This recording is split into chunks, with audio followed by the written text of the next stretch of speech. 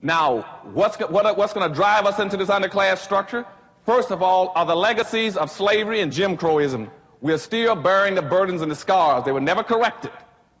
That's one of the failings of our leadership in this country. They had the nerve, the audacity to let black folks suffer for 460 years. And at the end of the civil rights movement, rather than going back and saying, let's find out what has happened to black folk for 460 years. Have they been psychologically, emotionally, politically, educationally damaged? Nobody spent 1 minute of time trying to figure out what had happened to black folk over all that period of time. So in the course of the civil rights movement, at the end of it, they say, well, let's pretend that nothing has happened to them, that they were not injured, they were not hurt. And now let's go seek integration and pretend that we're all equal.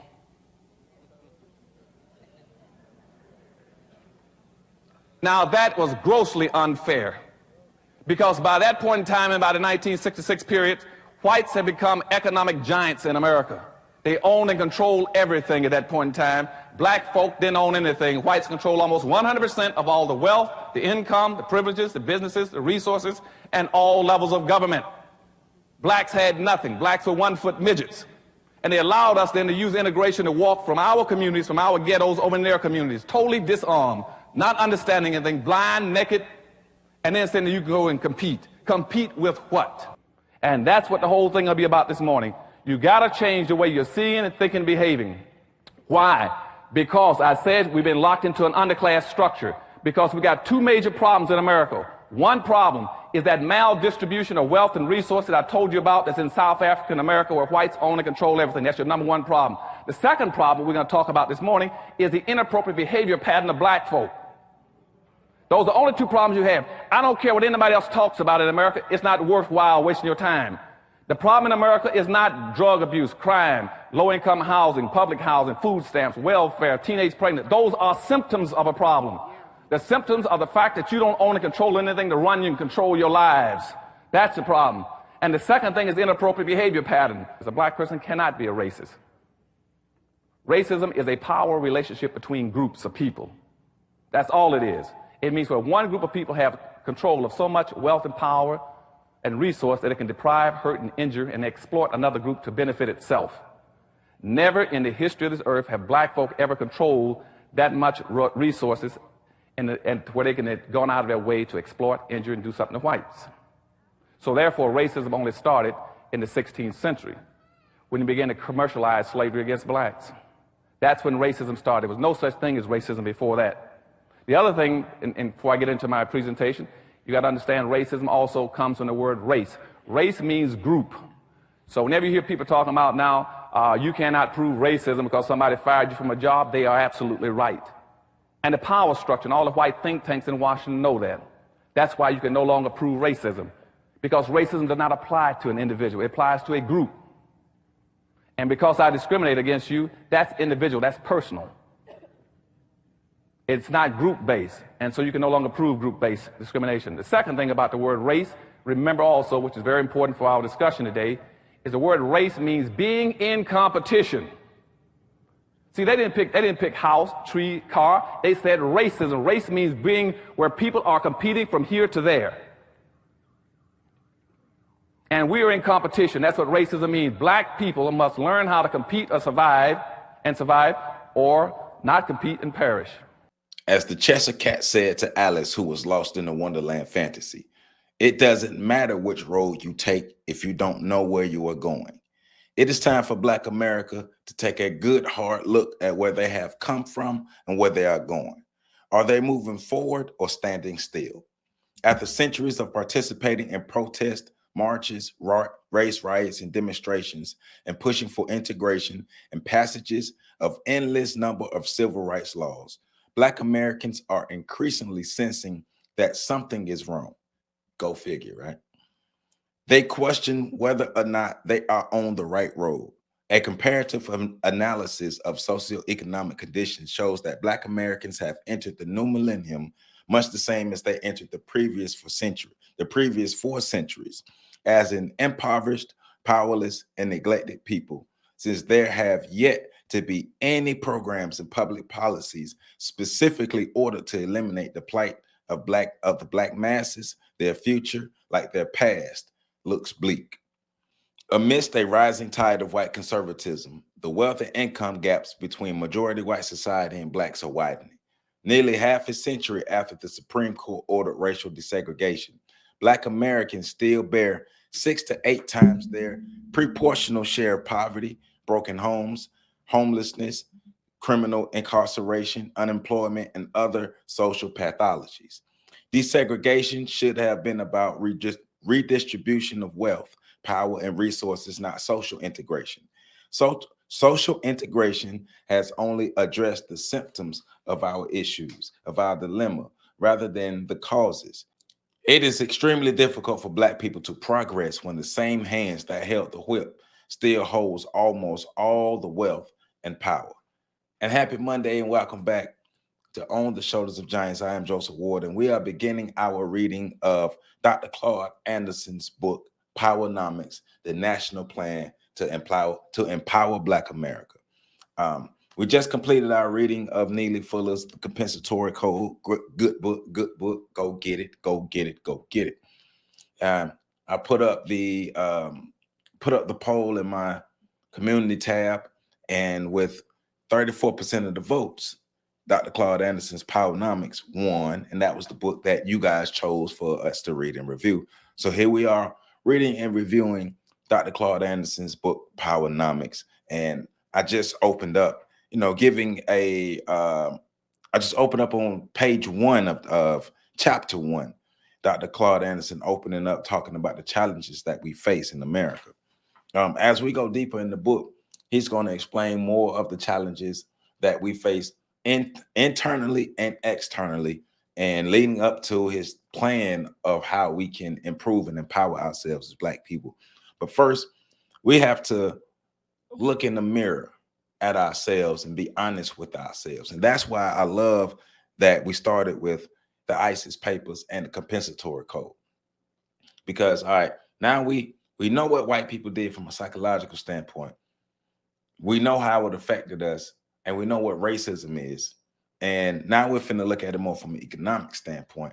But all in all, I believe all the books go together, even though we're just getting into it. But even from the information that I'm reading in chapter 1, I believe all of the information goes together. And chapter 1 goes from page 1 to page 30. So make sure you catch up on the reading of page 1 to page 30. So I'm picking back up on the second paragraph of page 3. All right. Blacks should get off of the social road to nowhere.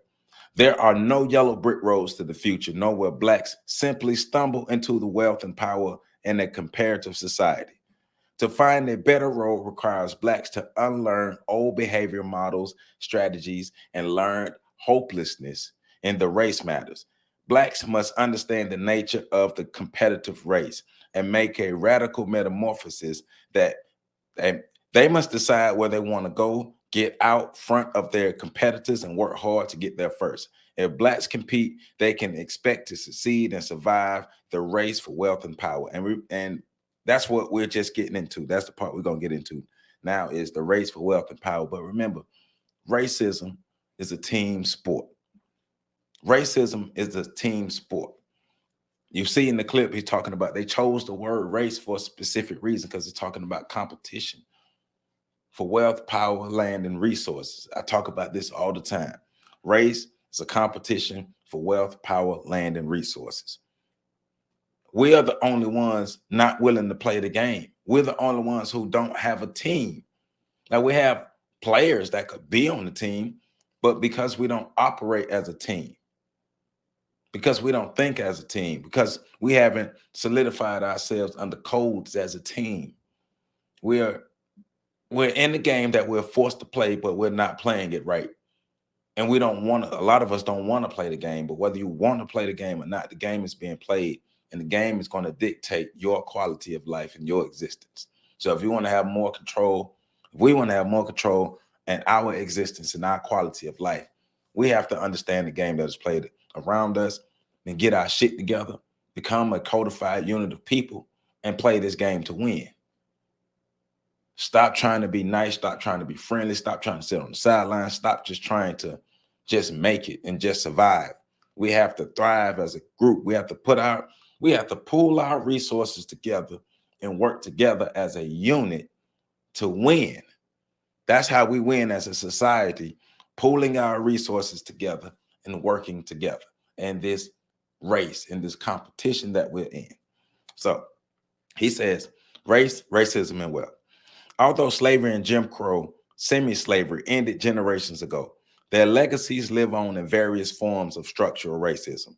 Contrary to popular notions about the concept of race, it is more than a biological grouping. Race is about financial, political, and social currencies. It is a form of stored wealth and power. Whiteness has monetary value. Knowing the origin and nature of the value of race is essential to the analysis of Black America's dilemma. It is important that Blacks know why the race problem refuses to die and how it is used to keep them in a non-competitive and powerless group. The word race first appeared with the emergence of the slave practice in the 16th century. Records indicate the word race was selected because the various European slave trading nations were in a contest competing to profit from the mineral and human wealth of Africa. Let me say that again. Records indicate that the word race was selected because the various European slave trading nations were in a contest competing to profit from mineral and human wealth of Africa. The prize for winning the race was the power to develop the Western civilizations using the wealth extracted out of Africa. Black people were non-competitors in the race, and we still are. To our demise, we're non-competitors in the race. They were the prizes, so they could never play nor win. That's how it was. That's not how it is. We can play to win now. We're not enslaved. We're not physically enslaved. We may be mentally, emotionally, psychologically enslaved, but we're no longer physically enslaved. So because we're no longer physically enslaved, that means we can make the decision, we can make better decisions for ourselves. But the problem is the psychological job that has been done on us. So that's why it was important for us to read the ISIS papers in the compensatory code so we can better understand the psychological aspects of slavery. Remember, it affects every area. Racism affects every area of human activity. This is the area of economics. We're specifically concentrating on the area of economics while we're reading Powernomics, but we're learning how racism affects economics in more detail, right? So Blacks are the only group of people forced to practice capitalism without capital in the richest, most capitalistic nation on earth. That's a powerful statement. Once again, we're at the chessboard. We're on our side of the chessboard. We have Uno cards in our hands turned backwards, attempting to play the game of chess. And we don't even have the correct pieces to play the game of chess. Now, if we reevaluate everything that we're doing, everything that we've done up to this point, has it helped us or hurt us? Did we get tangible outcomes or did we get figurative outcomes or just conceptual outcomes? Have we actually progressed as a people or have individuals have had certain levels of progress? The latter is true. Individuals, Black individuals have had certain degrees of progress. But how has that enhanced the whole? Racism is a team sport. As long as we're not playing racism, playing the game as a team, we're going to lose. We're going to be the model minorities that we were intended to be. Remember, we were brought here to be workers. We were brought here to be labor. We were brought here as capital. We were brought here as a resource. So now that slavery is ended and we're somewhat on our own, we're really not on our own because we're 100% dependent upon the system of white supremacy for our survival. And that's one of our major problems, is the ultimate dependence upon the system that has oppressed us. We are playing the game wrong. We're still with the Uno cards in our hands turned backwards and wondering why we can't progress. We got to understand that we need each other. We got to work together. If we want to improve our economic situation, we got to work together. Racism and other legacies of slavery predetermined the success of Black America as a group, right? One of the most glaring examples of inherited inequalities is wealth distribution. Black America's present age of ownership of the nation's wealth remains where it was in the 1860s on the eve of the Civil War. And remember, this book was written in 2001. Just for context, this book was written in 2001. And so at that time, when nearly every Black person in America was either in full slavery or semi-slavery, Blacks owned 0.5% of this nation's wealth. The emancipation of enslaved Blacks in no sense rendered social justice and economic recompense. So economically, we haven't moved. Now, what's different, the different aspects that I could add in that is not in this book is social media, the presence of social media.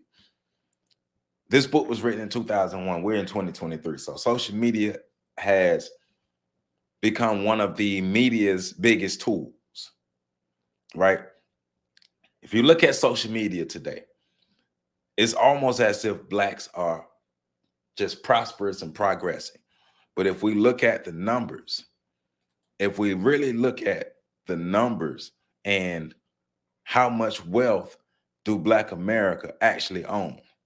I'm looking at something at usafacts.org. And it's saying in the third quarter of 2022, the nation's white household had 124.5 trillion in assets measured by the Federal Reserve. In comparison, all Black households had under 8 trillion in total assets.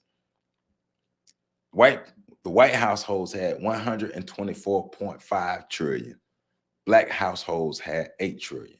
And this is according to the Federal Reserve. And so we are nowhere near where we need to be. We're nowhere near white America.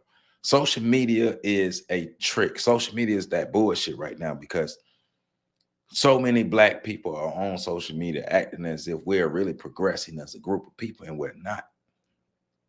We're not playing the game right. Yeah, you and your group of friends may be doing right, but as a nation of people, all the Black people in your city not doing good. All the Black people in your state not doing good because we're not playing the game right. Yes, you have to start somewhere, but it has to get better. Now, will we ever get to a point though that enough of us is working together to make significant changes? I don't know. But all we can do is work towards it, right? So Dr. Anderson, so picking up page 6, the last paragraph on page 6. Second to the last paragraph on page 6. Today, more than 140 years later, we are 100% free, yet Black Americans still only 0.5% of the nation's wealth. Today, the income of Blacks as compared to whites has regressed to the level it was at the end of the 1960s. Approximately 38% of the Black population is beneath the poverty line, and another 1/3 is marginal, just above the poverty line. The limited assets that Black Americans most often have, such as automobiles and personal effects, depreciate rather than appreciate in value. Blacks even find that our homes, usually our most valuable assets, have a limited market, and the prices are dictated by urban renewal, expressways, or gentrification. The average Black person passes on 0 assets to future generations, and that's a problem. The average Black person passes on 0 assets to future generations. You can't build wealth from brokenness. Wealth is a team sport. Wealth is a team game. Like, let's think about it though. Let's really think about it. White people, even the individual whites and the families and stuff, they didn't build the wealth that they built by themselves. They had to work together. Like, white people had to work together in some kind of systematic way for the wealth that they own today to happen. For them to have the wealth that they have today, they had to learn how to work together. They had to learn, even the white people who were feuding against each other had to learn how to put their differences aside for the greater good of the whole to build the wealth that they have. Now, we know we've been programmed to be destructive, but we have to fight and reverse the programming. The only way we can be competitive, we have to be competitive in this racism, in this world of racism, in the system of racism. We have to be competitive. Our wealth is decreasing, and our population numbers are stagnant. According to the same website, usafacts.org, the Black population pretty much hasn't moved since 2010. From 2010 to 2021, the Black population, in 2010, it was 16.4. Oh, excuse me, hold up, the Black population. Okay. The Black population in 2010 was 12.3%. The Black population in 2021 is 12.6%. Our population is stagnant. We need wealth in numbers. We need wealth in numbers. You have to be able to play the game as a team. That doesn't mean you have to be racist or bigot or oppressive to anybody else, but it's a clear understanding of how the world works. There are the haves and the have-nots, and right now we are enhancing our position as have-nots.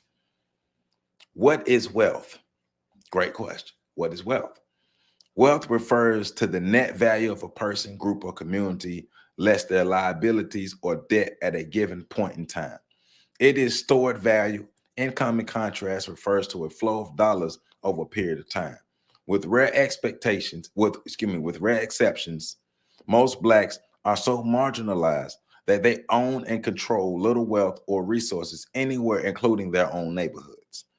The ancestors of enslaved Blacks were forced to concentrate simply on surviving, pursuing civil rights and integration.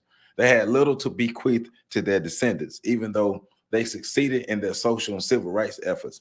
Their children cannot inherit welfare, food stamps, public housing, and a good job. We can't inherit talking shit. We can't inherit dancing and a good time and all that if we're talking about building real wealth and competing in America and closing the wealth gap. Not just competing in America, but we have to be able to compete worldwide. If the idea of Pan-Africanism is if it's going to become tangible, we have to become a power base in America. We have to get our stuff together and increase our numbers, increase our unity, be codified, increase our wealth. All 9 areas of activity has to be strengthened. So Dr. Anderson says there are 3 major impediments to Black competitiveness. Regardless of how fast and how high Black Americans jump without proportional wealth ownership and control of resources, it is nearly impossible for Blacks to play the game of capitalism and even more difficult for them to win. Why can't Blacks win? Let's examine 3 major impediments to Black self-sufficiency and competitiveness. Those three major impediments, as he states, are the maldistribution of wealth and resource powers, inappropriate behavior patterns, and lack of national plan for empowerment. I'm gonna read it again.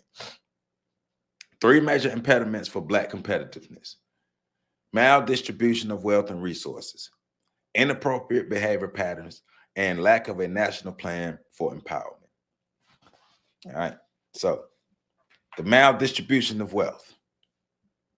The first impediment for Black empowerment is the structural wealth inequalities between Blacks and whites.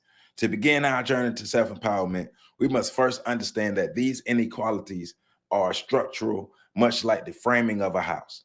The frame provides the underlying support for the walls, ceilings, and floors. You cannot see the framing once the walls and flooring have been completed. As long as the house stands, the way in which the house is framed still will dictate not only its shape, but also the mobility of the people who live in the house. This is important. The structural racial inequalities of America, of the American wealth and resources, they function in a similar way. They are buried in the fabric of American society. They dictate life changes, rewards, and opportunities, and explain how people act in race matters. Whites have had such total control of wealth, power, and resources and basic necessities of life that it has become the norm. racism is ingrained in the structure of America. Matter of fact, racism is the structure of America. That's what he's getting at. Racism, I'm trying to say racism and social society at the same time, but our society today, it still has the structure that was originally built for America. That has never changed. Ideologies have changed. Rhetoric has changed.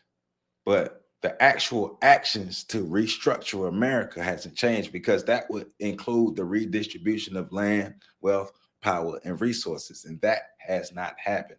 I don't give a damn what you talking about with anybody. You're not really talking about ending racism if you're not talking about a true redistribution of wealth, land, power, and resources. How many times have I said that? All right.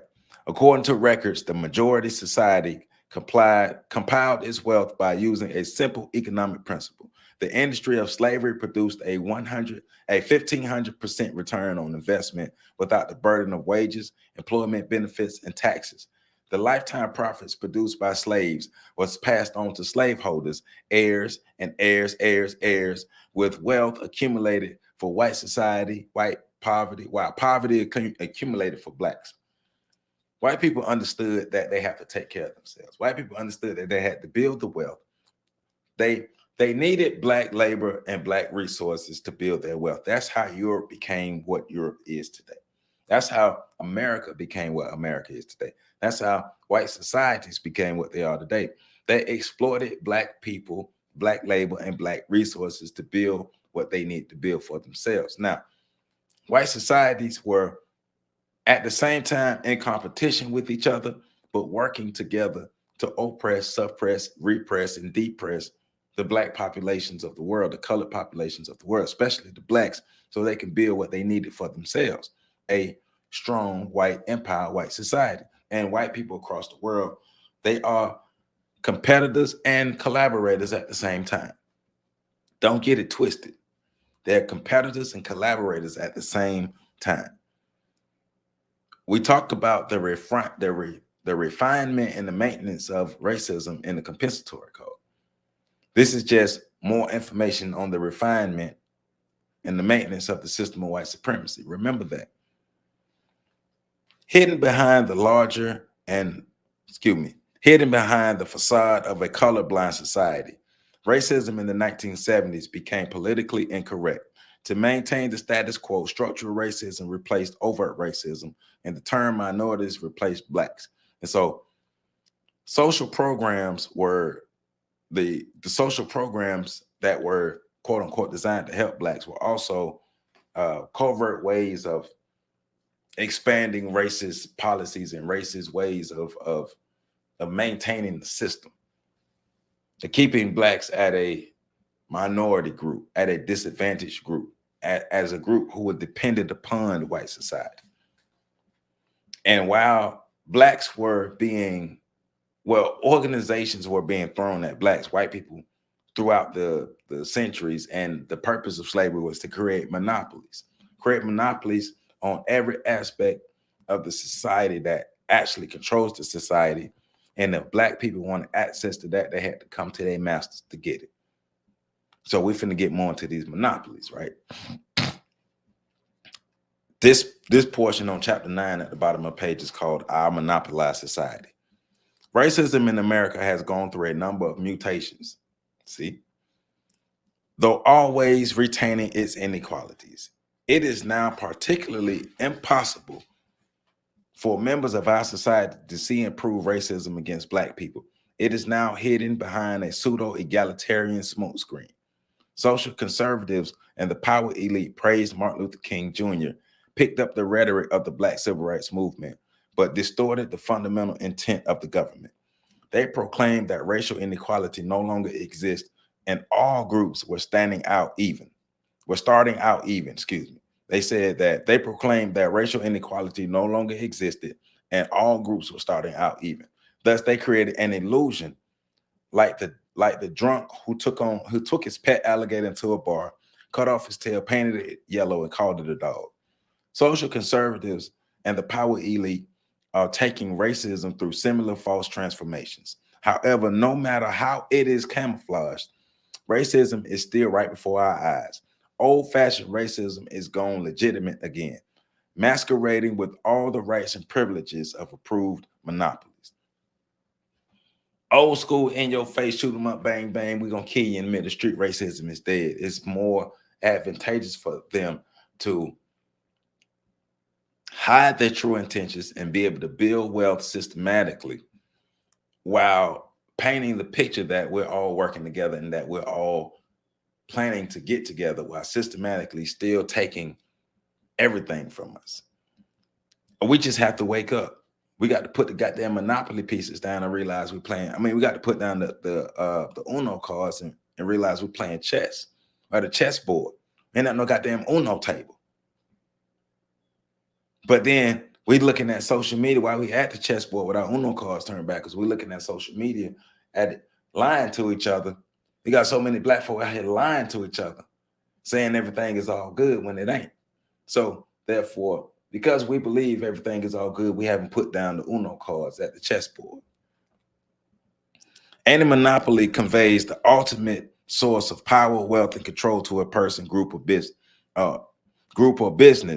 With a business entity, when a business entity has a monopoly, it dominates and controls nearly all aspects of an industry and can use its massive power to raise barriers, to control markets, and bankrupt competitors. A racial monopoly, like any other monopoly, is defined by its origin and power, and its origin and the power that it has over its competitors. On its way to becoming the essence of various white monopolies, racism has passed through 3 monopolistic stages. The first stage is a natural monopoly that protects things that are strategically vital to the government itself. In race matters, whiteness and all of its ramifications will always strategically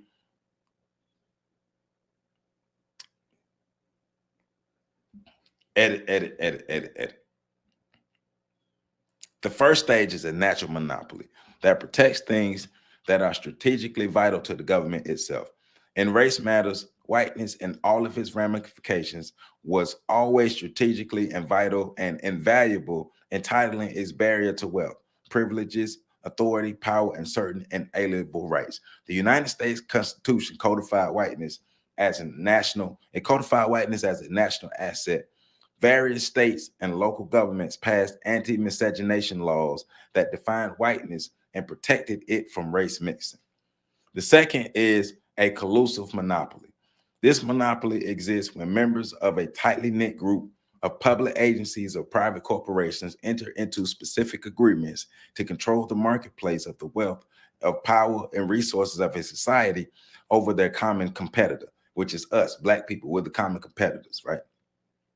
In race matters, it is a collusive monopoly when this nation continuously expands the definition of whiteness to include a hierarchy of ethnic groups. Today, it includes a succession of immigrants from Europe, the Middle East, Spanish-speaking countries, and Asia. All of these groups are unified as members of the Caucasian race, with the exceptions of blacks and Asians. And according to Andrew Hacker, Asians are on probation to be classified as whites. Immigration laws are examples of specific agreements that control marketplace wealth and power. These laws establish new policies for admissions, country of origin, family members who are already here, possessions of needed skills, and the financial ability to purchase entry. The criteria is based toward immigrants' white skin color that is more acceptable than blacks. So once again, I went back to the population. Our population has been pretty much stagnant since 2010 to 2021. The white population has decreased. The white population has decreased from 63.8% to 59.3%. Now, the American Indian population has pretty much stayed the same at 0.7%. The Asian population has gone from 4.8% to 5.9%. The Hispanic population has gone from 16.4% to 18.9%. And the multiracial groups have gone from 1.8% to 2.3%. But the white population, the natural white population is declining, but the Asian populations and the Hispanic populations are increasing. The multiracial populations are increasing, and the Black population is being stagnant. But ethnicities and all these classifications are being used in favor of whiteness and Caucasians and other groups who are not white are still being classified as whites, which is increasing the numbers for the whites. It's a team sport. It's a team sport, and we ain't playing it right. So the third stage is a shared monopoly. This is a popular term used in business in the business world today. A shared monopoly is a composite of a collusive let me read that again. A shared monopoly is a composite of a collusive and natural monopoly. It reaches its maximum effectiveness when members of a group work together to control or drive competition out of the marketplace. Small businesses have federal antitrust laws to protect them from the power of large corporate monopolies. But there are no constitutional and governmental provisions that prevent the white society and its feeder immigrant groups from shutting Blacks out of the political and economic marketplaces. We don't even realize how critical it is for us to increase our numbers. Part of us gaining power and being able to be competitive is still increasing our numbers. But we can't just be increasing our numbers and not increasing everything else. We have to increase our wealth. We have to increase the way we work together. We have to increase the amount of land we own, the amount of power we have, the amount of political power, social power, economic power, all these things. It has to be increased. We have to compete. We have to play the game. You cannot change the game until you get into the game and start to kick some ass. If we want to change the game, we got to get into the game and start to kick some ass. Over the course of this nation's history, there have been at least three major phases of monopoly building for wealth and power. The first monopoly building phase in American history occurred during the colonization of America, when Europeans in general and the English in particular formed and held natural monopolies in land ownership, slave trading, and slave-supported industries. England exerted the power of its newly found slavery-based wealth by instituting the Navigation Act of the 1760s and other laws and tariffs that mandated that American colonists ship their slave-produced raw products and goods to England for processing, manufacturing, and marketing. The colonists then had to purchase back the finished products at a higher and inflated prices. So that made Europe richer. That made Europe a lot of money. Y'all out here doing this work and we're going to get paid for it. Once the reality set in, they began calling these monopolies tyranny. The American colonies rejected England's plan to expropriate the fruits of slave labor and to control the policies of the colonies. The colonists knew from English history, the serfdom, that any system that politically subordinates, economically exploits, and socially dominates a group of peoples is tyrannical because it reduces them to slaves. The colonists did not want to be England's serfs. They preferred to fight, and when they did, they ignited and fought the Revolutionary War for their independence. So the first phase was of the monopoly in the United States was they realized England had a monopoly over them because they were extracting the products of slave labor, sending it to England. England was processing it and making them buy it back at higher prices. Thus, the Americans had to go through England for their stuff, and England had control over them. And they didn't want that, so the Revolutionary War, bam, they get that independence, right? The second phase of the monopoly began shortly after the Revolutionary War. The American colonists immediately drafted the United States Constitution, which imposed on Black people the same government-sponsored tyranny that the colonists rejected under the English rule. The founding fathers of this nation, most of them whom were slaveholders and sympathetic to other slaveholders, drafted and ratified the United States Constitution. That document gave the colonial slaveholders a collusive monopoly, the same monopolistic controls that England had over the colonists before the war.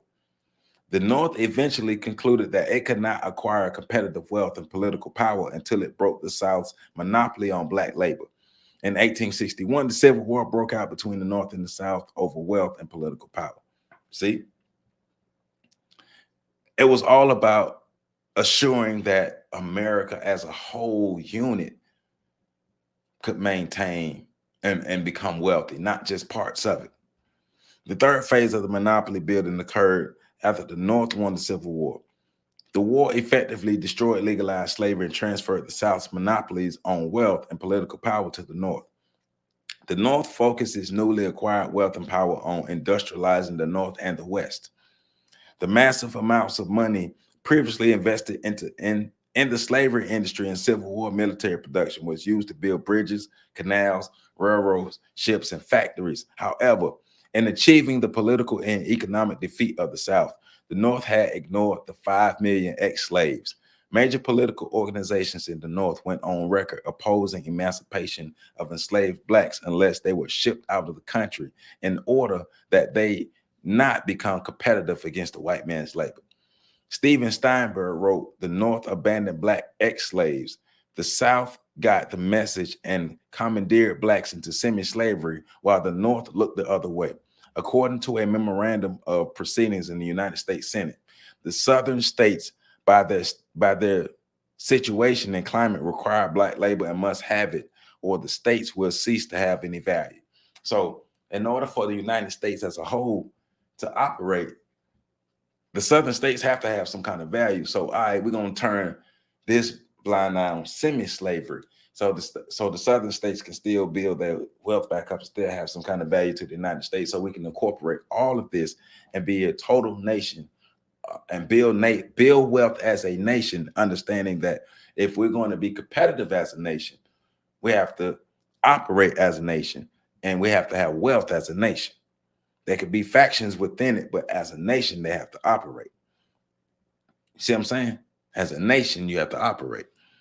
The Southern states enacted black codes that again gave them a shared monopoly control on land, economic systems, governments, education systems, and black labor for another 100 years. Both the North and the South used various levels of government to create white-only businesses and political, intellectual, and social monopolies. These advantages of property, technology, political participation, and major business opportunities were passed on to succeeding generations of white males. I'm just saying, they created systems for themselves to have wealth, house wealth, and pass wealth down. All right. So there were also racial monopolies going on in America. So the colored consciousness of the Constitution was no accident. The Constitution codified the racial inequalities that existed initially in our society. James Madison, a major author of the Constitution and a slaveholder, knew he was not including black people when he spoke of how the country would always be divided between those who had property and those who were themselves property. When he spoke of owning property, he meant items such as household furnishings, livestock, and land. He also clearly included ownership of slaves. When the Constitution was finally ratified in 1789, however, it used broad, ambiguous, and non-offensive public relations type of words, such as all and everyone, rather than to refer directly to black slaves. Still, it established a system in which the racial group defined as white could hold monopolies of wealth and political power over the subordinate black group that was classified as personal property and only 3/5 of the human. They had the power, they had the resources, they had the wealth. They might not even have had the numbers, but at the power, resource, and wealth and the land to impose and institute policies and laws and even the Constitution to keep blacks in a subservient and subordinate position. When we have power, we can create whatever laws and policies and constitutions we want to either help ourselves or hurt ourselves. They did what they need to do to help themselves. So we have to in turn understand that the system was literally designed for us to fail. So we have to create our own system. I'm in favor of us using this information to create our own systems for ourselves so we can succeed. When the U.S. Constitution was modified in the 1860s through the addition of the 13th, 14th, and 15th Amendments, the Black Constitution, after numerous rewrites, the final language contained ambiguous words such as all persons and any person and anyone, although it was commonly understood that the constitutional amendments were for Black ex-slaves. The initial congressional enabling language hinted that these civil rights laws bound the U.S. Congress to take care of Black ex-slaves until they could take care of themselves. To this day, however, Congress has never abided by their own laws in this regard, and members have sat silently while the dominant society has boldly undermined the economic rights awarded to Black people, because it was all just rhetoric. It was all rhetoric being able to put in place for Black people to not, it was language put in place to, in the long run, still be able to benefit white people and people who control the monopoly. He who has the gold he who has the gold makes the rules. I mean, that's just what it is. He who has the gold make the rules. And if we want to make the rules, we got to have our own gold. White America would never willingly redistribute wealth, land, power, and resources. So if we want that equal redistribution of wealth, land, power, and resources, or any type of redistribution, you know what we're going to have to do. Do I have to say it? Because you know what we're going to have to do. But in order even to do that, shit, we got to work together. We got to come together. We got to reprogram ourselves to view ourselves differently. Can we actually get along? Can we actually learn the game? Can we actually learn our enemies? Do we even have the will to do it? It's one thing for Dr. Calude Anderson to give us the information in his book, but it's another thing for us to use it. We're not just reviewing this book and reading this book just to say we read it. We're reading this book and reviewing it to take this information and use it. To be a truly democratic society, this nation will have to redistribute and share some of its wealth and power with Black America. How do you keep a competitive advantage over your enemies? By equally redistributing wealth to them to help them. You don't. So anything we want, we're gonna have to take. The Black Civil Rights Movement's quest for integration ensured that Blacks will always be a minority population in white schools, businesses, jobs, communities, and entertainment sectors. The census is conducted every decade and establishes the official population count of the country. Efforts to create a multicultural category in the 2000 census will most likely dilute and in reality distort downward the number of Blacks in America. And we can see our numbers are stagnant. Dilution of population numbers assures that Blacks will lose status as the numerical minority. And we have lost that status to Hispanics. And remember, he wrote this book in 2001. Doing your research, hey, it helps. Government efforts to change racial definitions will retain the white population as the majority. They will keep their monopoly and inflate the numbers of Hispanics in the population. And that actually happened. That literally happened. It literally happened. You can understand what's going on when you're studying your enemies. In a group-based society, constant efforts to enlarge the majority white population ensure that a shared racial population monopoly will continue to exist as far into the future. The 2000 census form offers Blacks 54% subcategories to opt out of their race and further atomize their population numbers. The census will not dilute whiteness. On the contrary, it further expands its definition of whiteness. Everybody got to understand the team sport thing. If every Black professional was hired in a public sector or private sector jobs, whites would still hold approximately 99.5% of the professional positions. If all of the 36 million black people in the entire country were employed, the educated and the uneducated, senior citizens, those in prison, children, infants, teenagers, their total numbers could never exceed the 12% or the 13.6% that we're at now of the workforce. When blacks tried to even marginally increase their percentage in the workplace, whites are threatened to initiate a backlash. And something that Patrick said in one of our breakdowns, we don't have enough numbers to even really participate in a democratic society successfully. So we will have to increase our numbers and at the same time working to increase our wealth, our power, our land, and our resources. The number of black people that exist in this country matters. It's a reason every other group of people is trying to increase their numbers. Numbers matter. They gives you political power. Numbers play into the political power that a group of people have. That's how you can create a monopoly for yourself and be able to maintain a monopoly for yourself, right? So let's get to the second, because well, he also talks about different type of monopolies, wealth monopolies, media monopolies, having a monopoly on the voice that goes out, being able to control the media, being able to control the image and the perception of how people see a certain group of people. That matters.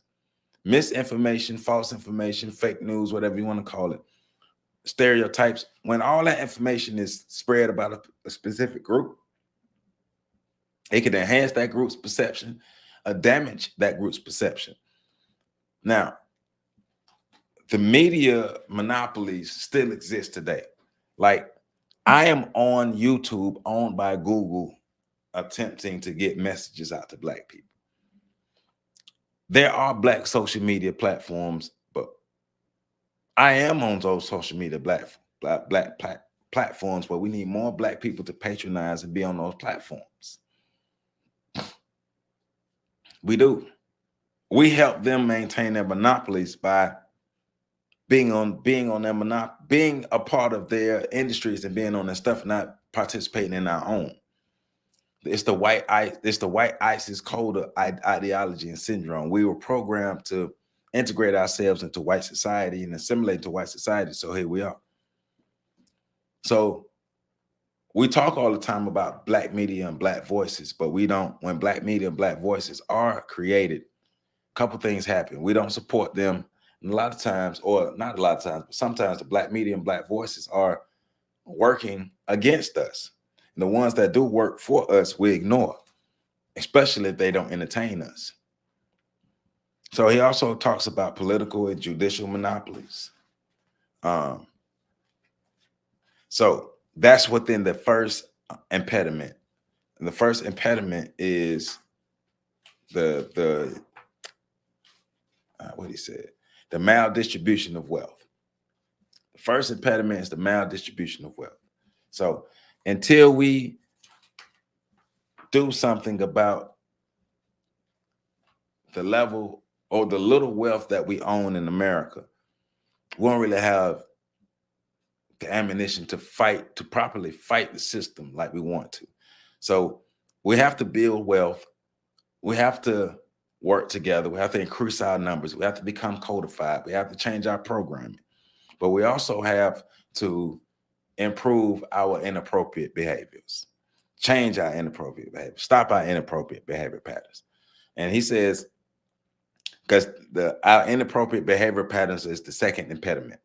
So the conditions of Black Americans cannot totally be blamed on white society's structural monopolies. The second impediment to empowering Black America is inappropriate behavior among members of the group. The inappropriate behavior patterns stem from a distorted vision. They are conditioned to be colorblind. They neither see nor want to be Black. Blackness is not just skin color. It is more of an appropriate behavior pattern based upon a rational perspective, a perspective born out of a group's experience and conditioning dilemma. And an erroneous perspective causes inappropriate behavior patterns. These behavior patterns de-empower rather than empower Black people. In a society based on white superiority, it is inappropriate behavior when Black people participate in their own subordination and exploitation. It is inappropriate behavior when their actions support the established racial hierarchy and encourage dependency on white society. The more a minority group, especially a planned Black minority, becomes dependent on a majority white society, the harder it is for the group members to differentiate between who they are and behave in their own best interests. Their dependency distorts racial reality and causes many of them to live in a state of denial, tolerating and justifying why they are in an oppressed state. They are generally willing to accept their poor quality of life and avoid any form of competitiveness unless it is against members of their own group. So he gives categories of inappropriate behavior. And we know, we went through it. We already went through this. We've already gone through this with our with reviewing the compensatory code. So we've already went through the inappropriate behavior patterns that we have. We're oversexed. We all gangsters. We all think we got all the money in the world. We spend all our money with white people. We hate each other. Oh, we got the perception that we hate each other. So we behave like that. We don't build. We're not codified. We think white is better. We think everything is better. We want to be a part of everybody else's culture but ours. We have too much violence against each other. We don't build. We distrust each other. So it's a lot of inappropriate behavior. But he goes into the collusion of the competition. And he says, this type of behavior is visible in coalition building. It is without a doubt that the most troubling for the race because it is a strategy used by so many members of Black American leadership class. Although coalition building is a popular concept, coalitions almost always operate at the expense of Black Americans. Basically, when Black people become a part of coalitions or build coalitions that include or incorporate whites or people from other groups that are non-Black, and those people, when incorporated into those coalitions, they bring in their troubles and their issues and their wants and their needs. And all of their needs are met before the Black people who may have even started the coalition. So that's why he's saying coalition building, the current way coalition building is happening, is an impediment to Black progress. He's also talking about social etiquette. Hey, our etiquette is trash. Niggerdom and niggatry is considered Black culture these days. It's of the culture to be a nigger nowadays. So behavior patterns in this category appear to stem directly from the old social and Southern racial etiquette. Though one of the major accomplishments of the Black civil rights movement in the 1960s was to modify some of the social etiquette that traditionally exists between Blacks and whites, many Blacks across America, especially in the South and Midwest, continue to honor old social customs. They avoid situations that make them appear free, independent, and active in shaping their own lives. They are perfectly happy to go to work or to church, look at television, then go to bed. They still know that their place is to know how to get low and stay low, the go along, get along game. To them, what happens to Black people locally or anywhere else is of little concern. They want to appear as good Negroes, content, happy, compromising, and non-competitive. A good Negro or safe Black person seeks the approval of whites. These Blacks will neither speak up nor speak out on Black issues, nor will they defend against Black injustices. And so another category of inappropriate behavior is avoiding Blackness. Blacks who exhibit this behavior avoid association with any form of Blackness. They want to be the first or the only Black person in the integrated company, in the company, school, neighborhood, organization, or whatever. Like whites, many Blacks gauge the amount of Black presence and anything that is not integrated or is all Black or is too Black or is politically incorrect. This phenomenon is peculiar to Blacks. There is no similar expression that someone or something is too Jewish, too Italian, too white, or too Asian. Avoiding blackness always, always, on many levels, leads to us not progressing. Also, in avoiding blackness, another inappropriate behavior is the white ice is colder. So he talks about a story, and it's funny because he in this book he's telling the story of he was at a shopping center in here in Tallahassee, Florida, because Calude Anderson did work here in Tallahassee, Florida in the 1970s. So he was doing work. It was at a well. Let me read it. Said white ice is colder. Another category of inappropriate behavior is the persistent belief that white ice is colder. Black America is conditioned by family, school, and the social institutions that believe that whites are inherently superior. He says, I actually saw a real life display of this inappropriate mindset and behavior. Standing with a friend in front of an office building in Tallahassee, Florida, I saw a black man drive up to a black-owned grocery store. He got out of his car and walked over to the ice machine. He picked up several bags of ice, examined them, put them back into the ice machine, then walked across the street to the white-owned liquor store. There he went to the ice machine and took out 2 bags of ice. He examined them, then went to the drive-through window to pay for them. My friend and I were so struck by the behavior that we asked him why he rejected the ice at the black store but purchased the identical brand from the white-owned store. He said, I don't like Mr. Brown's ice. It's too lumpy. Jack's liquor ice is better.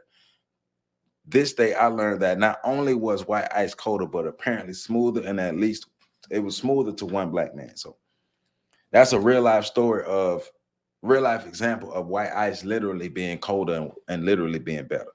So inappropriate behavior is the second impediment to black progress.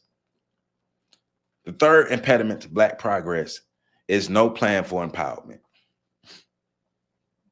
Through the years, blacks and whites alike have called for blacks to organize and help themselves rather than depending on whites. As early as the 1960s, Albion L. Tor, I might mess his name up, but Albion W. Torgay, a visionary abolitionist, prophesied that neither the enactment of laws nor appeals of the majority society consciousness will reverse the tide of white racism or lift black people.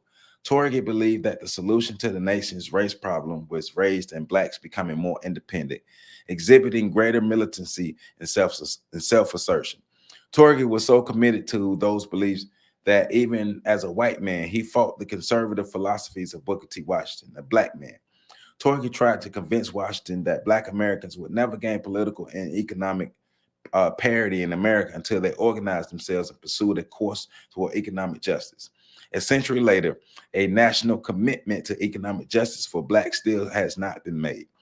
Social integration and civil rights remain the foremost issues. Black America needs a national plan and knowledgeable, committed leadership to guide it toward group empowerment and economic justice. And that's the farthest I'm gonna read. That's page 30. And the third impediment is no plan for empowerment. So the 3 major impediments that he says that hinder black people from empowerment and forward movement is 1, the maldistribution of wealth and resources; 2, the inappropriate psycho behavior from black people; and 3, no national or economic plan for empowerment. And so his attempt in this book is to help create a plan for empowerment for black people. But we do have to get over the first 2 impediments. We do have to find a way to combat the maldistribution of wealth and our inappropriate behaviors. It's a system. All 9 areas of human activity is affected by racism. This is specifically talking about the economic effects of racism, but you can still see how it affects other areas of human activity. We talked about the politics, we talked about media, we talked about education, we talked about just basic living within this first 30 pages of this book. Read these 30 pages, read these pages, pages 1 through 30. Racism is real. White supremacy is real. It has transformed and refined itself over the years to help its maintenance. Like we've been saying, it's what was covered in the first 30 pages of this book just reinforced what we've read in the compensatory code and also what we read in the ISIS papers. So as of right now, Powernomics, the first 30 pages of Powernomics is in concert with Dr. Welsing and Neely Fuller. We have to change our minds. We have to reprogram ourselves. We have to rebuild ourselves, and we have to build our nation. We have to build communities. We have to rebuild families. We have to rebuild our numbers. We have a lot of work to do. Racism is a team sport. That's the theme of this video. Racism is a team sport, and we have to fix our team. We have to get our team back together. Our team is broken, and then nobody's going to fix it but us. We didn't break our team. No, Black people, we didn't break our team, but we haven't done any significant thing to really fix our team and put our team back together in the last 100 or so years. So right now, once again, we are a broken unit, a broken team, complaining about the game that we're playing in. And most of us on the team don't even want to play in the game, but you have to play in the game because it's the game of life. And it's the world that exists around us. And if we want to change the rules of the game, we have to get in the game and win the game. We have to become competitive.